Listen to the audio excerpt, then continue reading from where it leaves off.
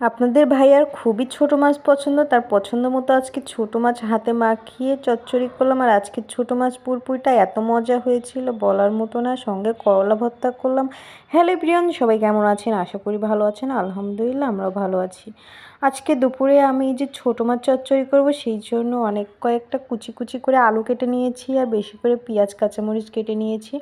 এখন হাতে মাখিয়ে আমি এই চচ্চড়িটা বসিয়ে দিব, ছোটো মাছের চচ্চড়ি। আর আপনাদের ভাইয়া ছোটো মাছ বলতেই খুবই তার পছন্দ বড় মাছের থেকে। তার পছন্দ মতো আজকে ছোটো মাছ রান্না করে তাকে খাওয়াবার সঙ্গে তো করলা ভর্তা করব, ক্যাপশন দেখে বুঝেই গিয়েছেন। এই যে ছোটো মাছ কিভাবে আমি মাখিয়ে বসিয়ে দিলাম দেখতেই পেলেন।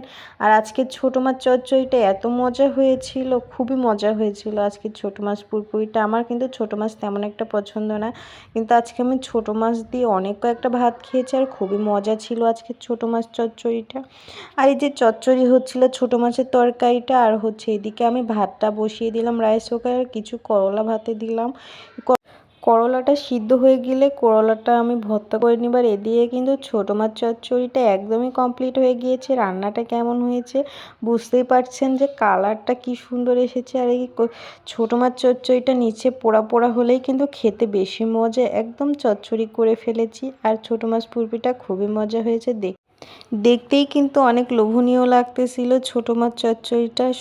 করলাটাও সিদ্ধ হয়ে গিয়েছে, করলাটাও আমি ভর্তা করে ফেললাম। আজকের মতো ভিডিওটি এইখানেই শেষ করলাম। দুপুরের ছোট্ট মিনি ব্লগটি কেমন লাগলো অবশ্যই কমেন্ট করে জানাবেন।